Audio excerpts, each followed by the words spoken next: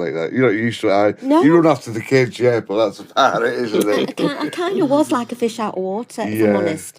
And when I joined, within I think the first day, actually, you go to Sedgley Park in Manchester and you'll sit round in a little group and there's your class and they go through the class and say, right, you're going here, you're going here, you're going here. Maggie, you're going to Moss Side. And I thought, no, you've got the wrong person here. That's this guy next to me. Because anybody who doesn't know, in those days, in the 90s, Moss Side was just known for gangs. It was called Gunchester, and gangs and drugs and murders. And I thought, I've never, to be honest, when I drove through Moss Side, I would fasten my windows up and lock my doors and think, bloody hell. And they're putting me there you've got to do 2 years in uniform. So it was a shock. But you know what? It was actually an inspired location for them to send me, because I was different and I loved it. The families there. Yeah, some of the lads got into a bit of bother, but it's very difficult in those communities to keep completely out of it. Your best mate at school might be a member of this gang or that gang, and a lot of them would just like toy with it and sort of steer a line through the middle to keep safe in many respects. And but they weren't wicked. A lot of them were not wicked. The people at the top of those gangs are the ones that actually are smart enough to escape the police. It's the young boys at the bottom of the pile that we were dealing with. And the foot soldiers. Yeah, the foot soldiers. Yeah. And I worked on, one of the biggest gang jobs that Manchester ever had.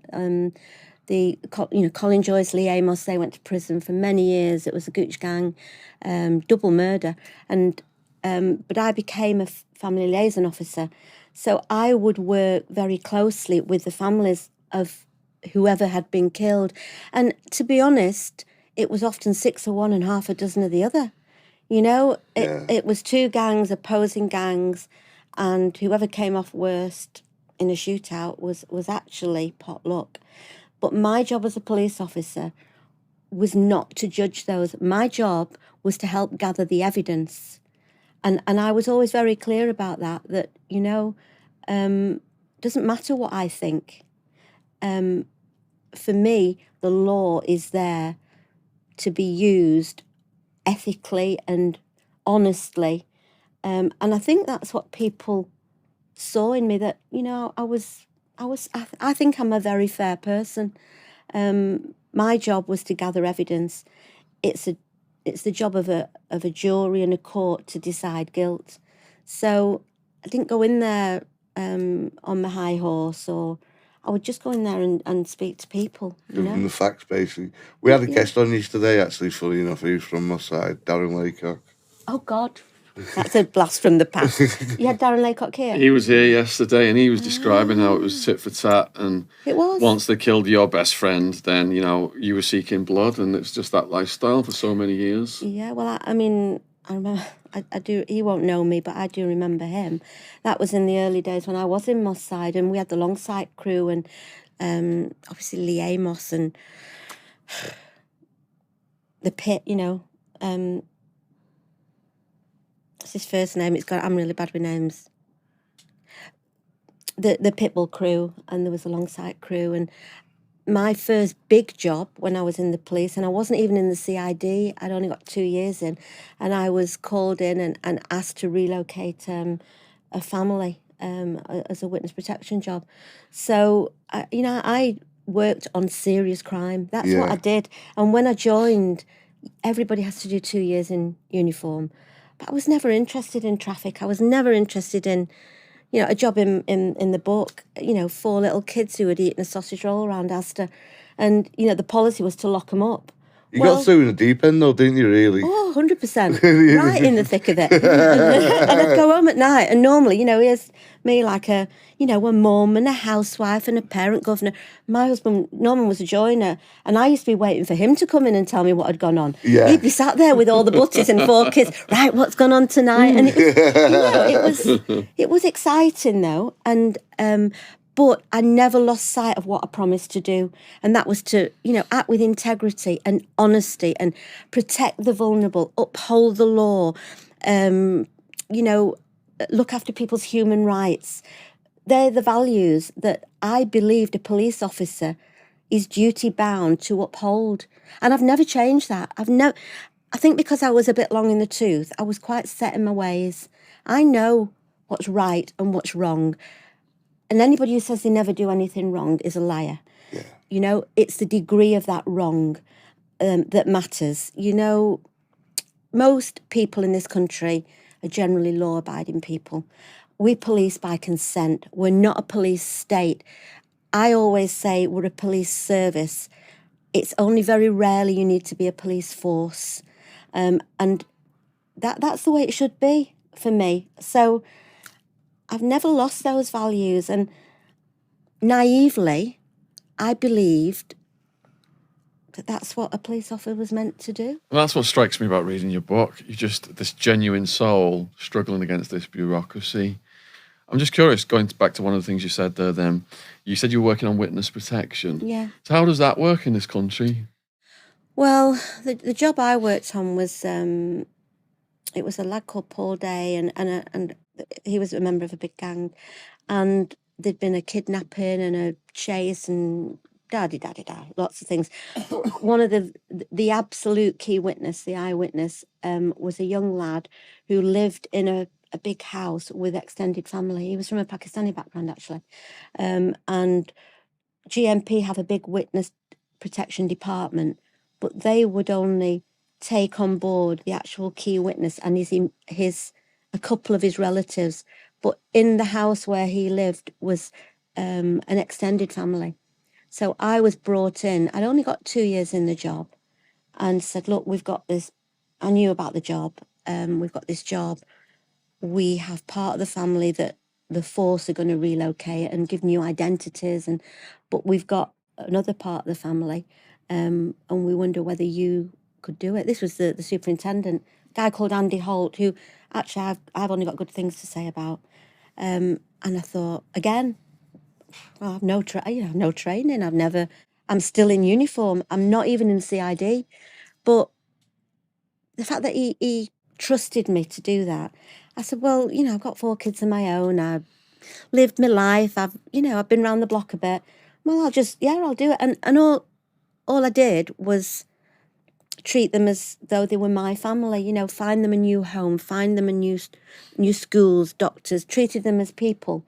And it was a very successful job. And I loved it. That was, I don't know if it was the first or the second time I'd worked on a major incident.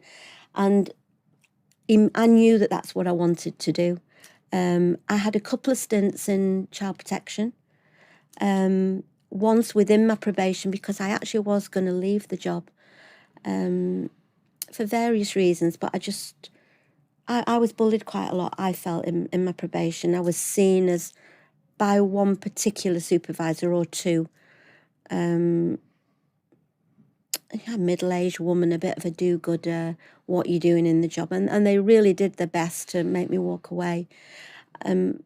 It's very hard to fight for yourself. What did they actually do to put that pressure on you? They just isolated me.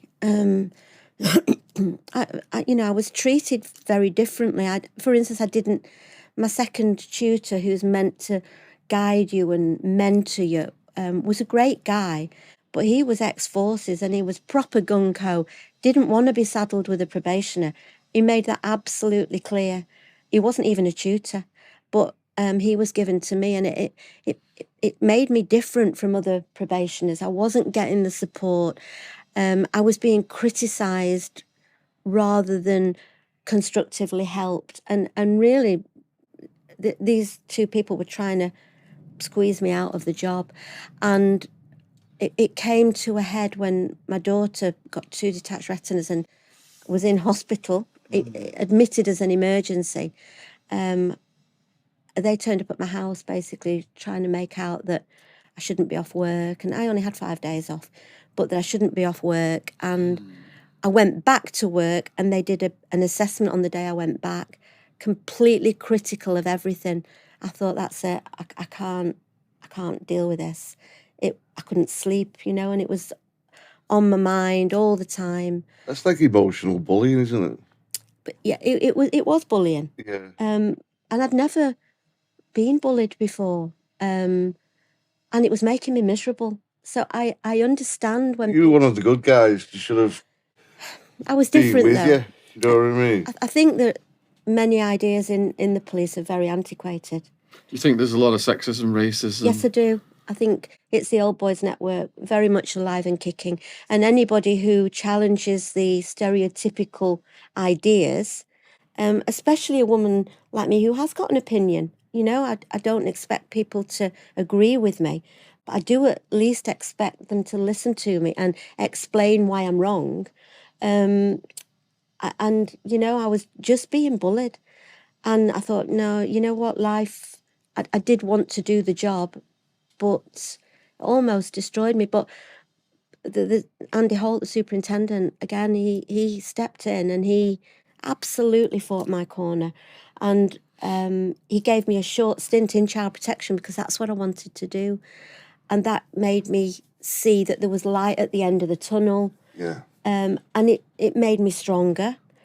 So when you say child protection, what was your first assignment? I tell you what, the first job I did, it was a little boy, a little girl who had been abused by her 12-year-old cousin. And the little girl was 5. 5? Yeah, she was 5. And she had told her mum what had happened. And I was only a bit of a rookie, really, not that experienced, but a mum of 4 kids. And the attitude was that a 5-year-old can't be trusted, that she was too young to give evidence or to be listened to. But I had, quite heated debates to say, well, I have got 4 kids. And if my 5-year-old came and told me that somebody, and what she said was that her cousin had put his peeny weeny in her tum-tum. That's what she said. And she told her mum.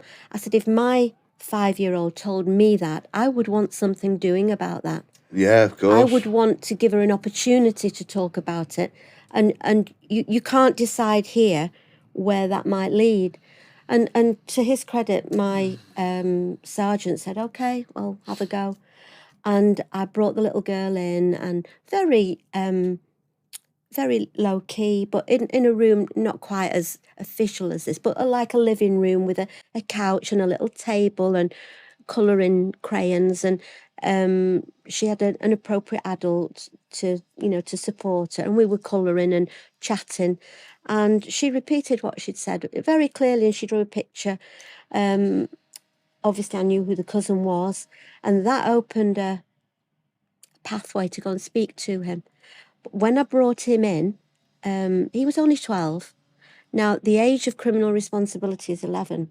So he was over the age of criminal responsibility. But once I started to make inquiries, he suffered from sickle cell anemia, and he had also had damage to his frontal left lobe of his brain, which affects your inhibitions. He had no inhibitions.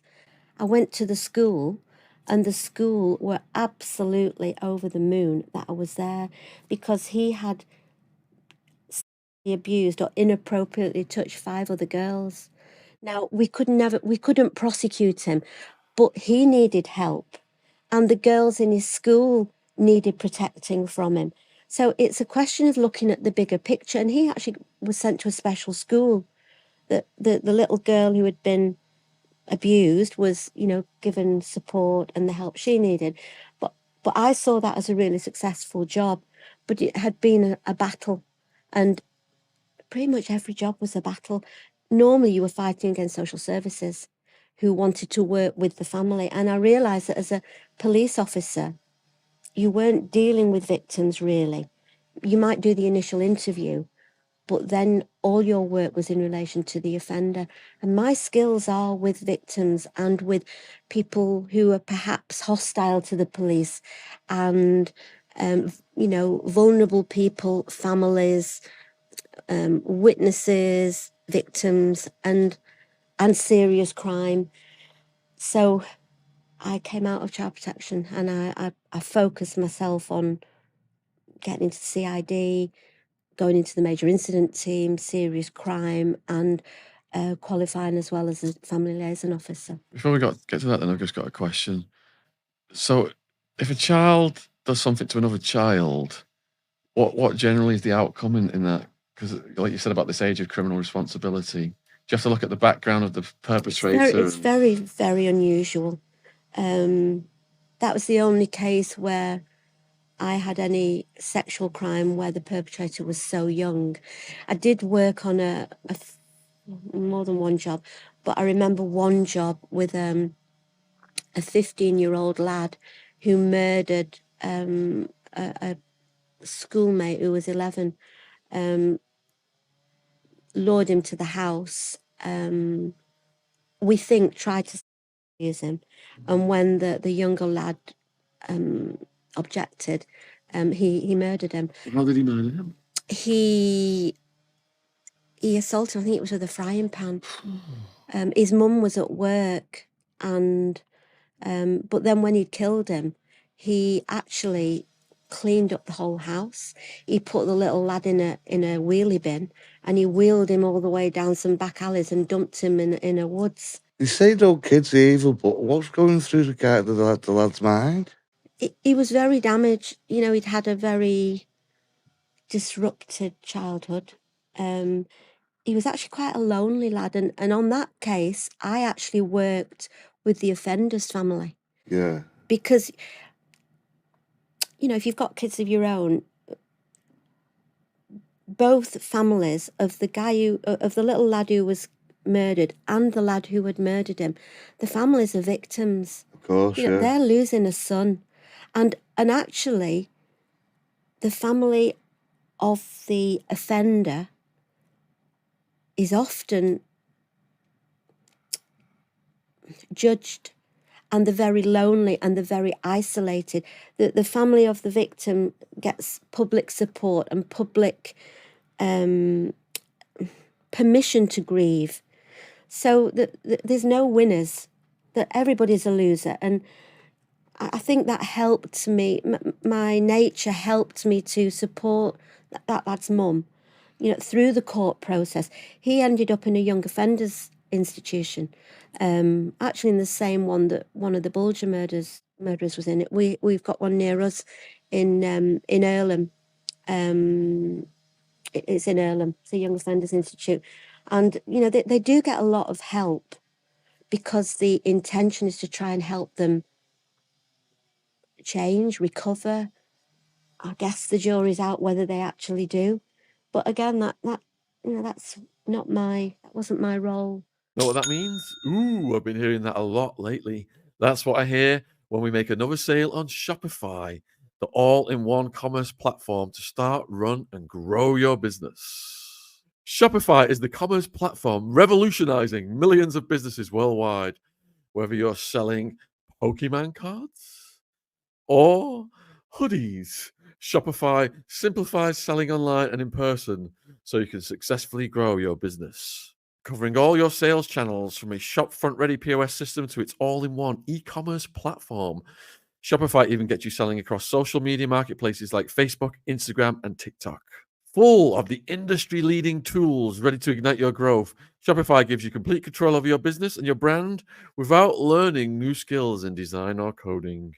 And thanks to award-winning help and with an extensive business course library, Shopify is ready to support your success every step of the way. What's lovely about Shopify is that no matter how big you want to grow, Shopify will be there to empower you with the confidence and control to take your business to the next level. It's time to get serious about selling and get Shopify today. This is Possibility, powered by Shopify. Sign up for a £1 per month trial period at shopify.co.uk/Shaun, SHAUN, all lowercase. Go to shopify.co.uk/Shaun to take your business to the next level today. Shopify.co.uk/Shaun. Link in description box if you're watching this on YouTube. Thanks for supporting our sponsor. Back to the podcast. Cheers. But I felt I was doing something worthwhile. I felt I was making a difference. And I absolutely loved my job, Shaun. That part of it, anyway. I increasingly felt that I was doing a good job in spite of the organisation. Yeah. Especially as a family liaison officer. You know, the police wanted the family to be supportive, to share information, but often when the chips were down, they didn't want to allow you the time to hold the hand through court, to go to the trial, to do the little things, which is actually what the families want. It's the little things that count. And I increasingly felt that when those families were no longer useful, there was surplus to requirements. And I felt I was doing a good job in spite of the organisation. So basically, once the officers got what they wanted, once they got the conviction, that's it. Senior officers, Yeah. increasingly, because of resources, because of the time needed, because to them it wasn't a priority. To me, and with my, and I still haven't changed this opinion.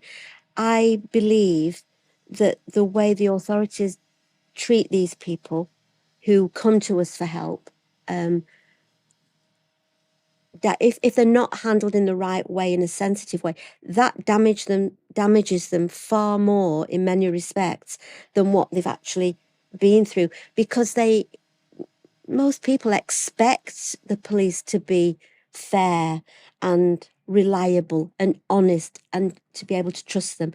Individual police officers, you usually can. It's good and bad everywhere, but usually you can. For me, it's when the people at the top pull the rug away. And then you're powerless to challenge that. And, if you speak to police officers now, most of my ex-colleagues can't wait to get out. They see an organisation that is out of date. They haven't got the resources. People are not supported in the way they should be. We have got a criminal justice system that is falling apart at the seams. Even my trust has gone. And that is a very sad indictment from somebody who gave 16 years to a job I believed in. People just don't respect the police anymore. I've seen even the community police what go around now. I mean, I personally think they're just like glorified security guards, but they're doing their job. And the way people speak to them and the way you see them getting pushed around and stuff, they don't need that. You know what I mean? They've come in to do a job that they obviously care about, but they don't have any real powers. No. They don't have really any authority, and I'm not wanting to discredit individuals who are doing a really good job, but it's the government's attempt to do policing on the cheap. Even police officers now are not paid a salary they should be paid. Increasingly or often they're wanted to do, you go to a burglary, it's ticks in boxes. Most members of the public now don't get a police officer to visit them when they're burgled. And if they do, it's one van crew will go on the night, then that's handed to somebody else and somebody else. You get an 80-year-old lady who she doesn't want to repeat the same thing 10 times over. No. And actually that undermines the sense of ownership of police officers, because if there's 10 people involved in a job, you get one sort of it's not loose cannon, one weak link in that chain. They know you're not going to be able to pin it down to them, and it undermines the whole process. There's no ownership of anything, and so you get no responsibility for anything and no accountability, and ultimately that means we get a service, and it really, really is. Now the courts, system is falling apart. When you get judges criticising Greater Manchester Police openly in the media, that is a big deal. You get barristers saying that there is no legal aid now. If you're rich, yes, you can get a decent defence. If you're not rich, if you've got no money, you're basically pleading, because solicitors get a fixed fee for attending at a police station. You plead on the first appearance, they get the same money as they do if they spend months on it. The whole system is not working. And so that is why public trust in it is breaking down. They don't get paid to fight your case, do they, basically? No. Absolutely. They get paid to take it guilty or not guilty, They do. and that's it. They Plea do. bargaining, like the American Plea system, bargaining. bringing it Yeah, over here. absolutely. Unless you pay, Absolutely. you're guilty, basically. I mean, I don't know if it's relevant, but I saw a really great drama this weekend on Netflix, and it's called Unbelievable. Oh, I've started watching it. It's fabulous. Yeah. Now, I watched that with my background and seeing how, hundreds of rapes of vulnerable kids by the grooming gangs were not even recorded, and it just absolutely struck a note to me about how it's a bit like Three Girls. It's a very powerful visual example of the damage that is done by those who are in positions of trust. We hold a big responsibility to do it properly and honestly, and look at the big picture. Look at the lives that are destroyed by somebody not doing a proper job. And it breaks my heart. So before we get to the grooming gang stuff, then Sorry, I do go on a bit. No, you're fine. No. With this podcast, we like the guests to talk. It makes our job talk. easier. Yeah. What do you want me to talk about? Naked kids, murders. It's all. We're going to get to all of it, hopefully. So you said you started out in Manchester, Moss Side, then you went over to Child Protection. Are you still in the Manchester region before you go over to Rochdale? Yeah, Rochdale. I never worked in Rochdale. Okay. Rochdale is an area that is covered within Greater Manchester Police. Right. So, I was based in, when I joined in Moss Side, then I worked on, it's called the C Division, Longside, Moss Side, not actually city centre, but all the universities, all that area. So generally quite a deprived area, quite a transit, lots of drugs. We've got the MRI, so which is a teaching hospital. The Oxford Road corridor in Manchester, you've got the Curry Mile, and you've got lots of immigrant workers. You've got lots of drug addicts, unfortunately, lots of homelessness. It was a very colourful area to work in, but very rewarding, actually, because I found that the people that I dealt with really appreciated what you did for them. I did love what I did, and I always I believe in do as you would be done by. And if I could say, I would always ask myself, well, if this was me, what would I want? And that's how I tried to do my job. And it does shine through. People are not stupid, especially nowadays. We're all savvy to what's going on. But Rochdale was part of Greater Manchester Police area. Were there any high-profile or shocking cases before the Rochdale case that you were working on? Where do I start? Any murders? I worked on loads of murders. Grief. That was my bread and butter. The first murder I worked on was a young lad called Aon Shirley, and he was part of the Longside crew.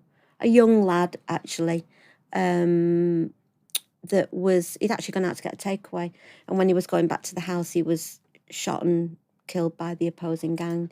I don't know if it's changed now, but definitely when I left the police, we'd never charged anybody with his murder. But that was my first job as a family liaison officer. And Do you have to tell the family? Is that your job? Yeah, very often. So you'd be at home, might be Aon was shot in the evening, so you get a call at home as a family, because I was a detective and an investigator, and in the major incident team, that was my day job. As a family liaison officer, that's a voluntary role, and you have to apply and you're interviewed, and then you get a lot of extra training on bereavement and different cultures, because you work with different backgrounds. Yeah. And they're very difficult conversations to have. You turn up at somebody's house, and on the gang murders, the families in general know the police very well because they've had the sons locked up for petty crime, really, and it tends to escalate. Usually, dealing or running around all the alleyways in Moss Side on the bikes, and They probably know the murderer as well, don't they? well, you see, as an FLO, family liaison officer, an FLO, as an FLO, your job is to become trusted by the family. That is your role. So your first job is to tell them that the son, I'll say son because it usually is, that the son has been murdered. And obviously, as a mum, it breaks my heart. I mean, my son lost his daughter. I've lost my little granddaughter before she was 3. I don't know how you could do that job and then go home and just get on with normal stuff. I think it depressed me. It'd give you kind of PTSD, wouldn't it? Oh, I've got that. Let me tell it definitely has changed me, all this. But I think the only way you can deal with it, the only way I could deal with it was to know that I was doing my best. Yeah. And I actually believed that there would be people as good as me at doing it, but there would be nobody any better than me in trying to kind of hold the hand through what is the worst journey of any mum's life or any father. The fathers were often absent fathers, actually. It was normally mums and children. And, I would fit into those families. So I became when you'd knock on the door initially and sort of say, can I come in? You think they know? They do. Yeah. They, you will do. I mean, it's every mother's nightmare, that knock on the door. Yeah. Quite often, to be honest, they already knew from somebody who was at the scene. Yeah. Would ring up, and sometimes they would already be at the hospital. That was really difficult because you'd have their son in a room, and the hospital and the forensic teams would not let the family in. They couldn't touch the deceased because obviously that's forensically. That would make the parents hysterical, wouldn't it? It is. It's a very difficult part of the process, and I would always try and say, well, you can see them, but I'm sorry, we want to get the person who did this, but as soon as